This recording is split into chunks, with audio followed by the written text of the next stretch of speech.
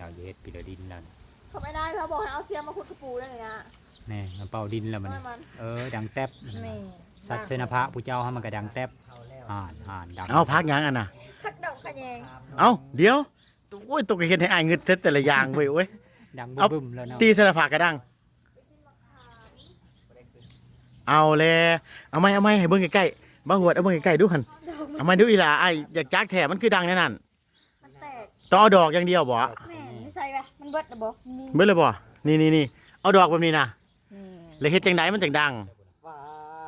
บ่ได้เฮ็ด เบิ่งเด้อตีสลับผักเอาดังเสย พี่น้องเขาเห็นแต่น้อยนี่ ฟังเด้อ เบิ่งพอเห็นผู้สาวคานคือหยังนี่พี่น้อง เอาดังเสย